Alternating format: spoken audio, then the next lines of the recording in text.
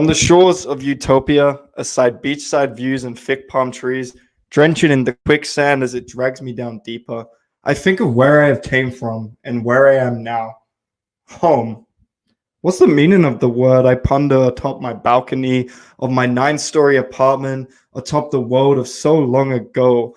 Is home loitering in a parking lot as the sun sets, drinking a six-pack? Is home lingering on a school night with a Gatorade bong in the vast orange bushscape overpowered by indie folk songs? One thing is true as I light up a soulscape and cigarette. I'm older now. I'm not that same immature play toy who wasted away his education to venture through video games. Fuck me, I was such a foolish little boy, obsessed with sex and status. I am so glad to see how far I have come, but I still have so far to go. Maybe actually I'm still that same scum. My depression introduced itself at 18. I hope to never succumb into its clutches and drown in a feeling of an unbearable numb.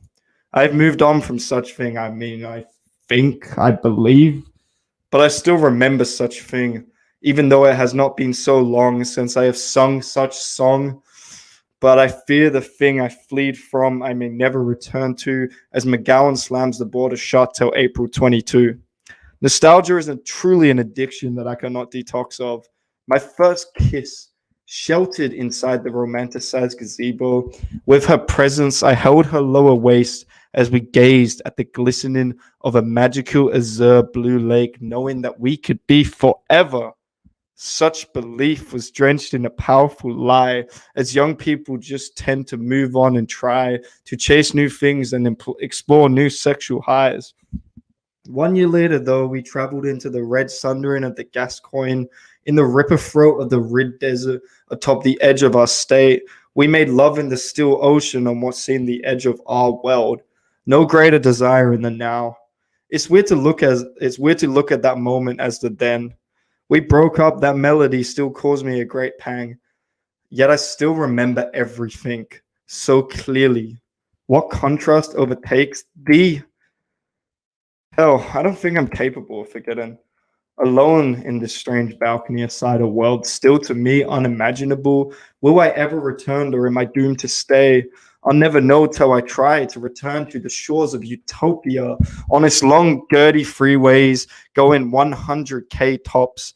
We all know that's just a suggestion. When we cop a hefty speeding fine of $300 top.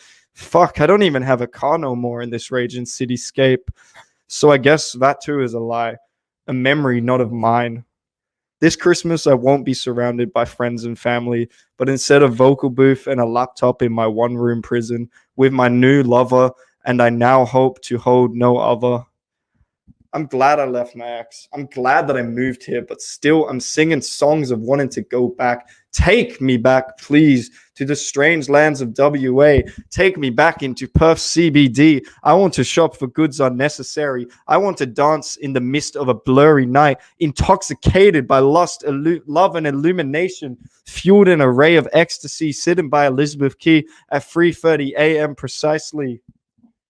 In the yellow morning, we can retreat into the countryside, feast on magical mushrooms and tread into psychedelic fields, losing our minds, fading into insanity in just a slightly affordable Airbnb.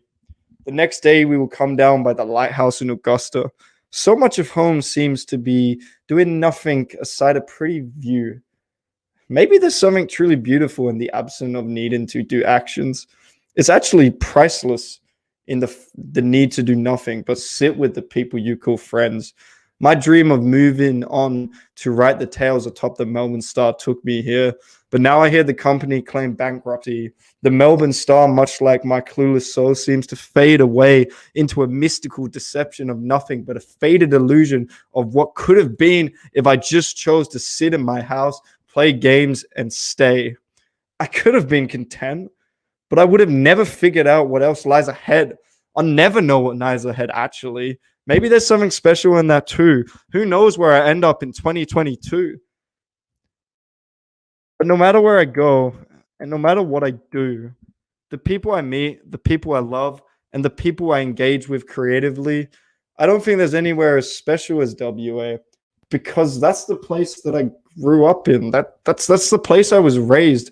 by the people that surrounded me and made me who I am today. So, to those very entities, I wish you a safe existence as you remain in Mark McGowan's little protected bubble state. Will you ever open up your borders to the rest of the world? Or will you remain in a constant existence of the children of an overprotective father who fears you may get hurt by the strangers outside those iron curtain walls where you sit static? I'll never know. I may never return what tyranny rules with an iron fist clenched, but I always wonder what is happening back in that now foreign place on the strange shores of a paradise like Utopia. As plastic as the beach gorillas sung about in 2010. Fuck, even that feels like another day when I heard that album for the very first time, and it left me lost astray in a strange place, feeling like I don't belong, feeling like I need to pack a toothbrush and just go away. The irony is a part of me wants to go back to WA, but maybe I never will. So I guess I can keep climbing the hill home. Or I could just give up and stay here because let's be real for just like a second here. Lockdown or not, I'm actually happier here than I have ever been in WA. So thank you, WA. But I think I'll stay and embrace tomorrow instead of yesterday. But I'll never stop thinking about what is happening on the strange paradise like shores of Utopia back in my hometown, back in WA. Thank you.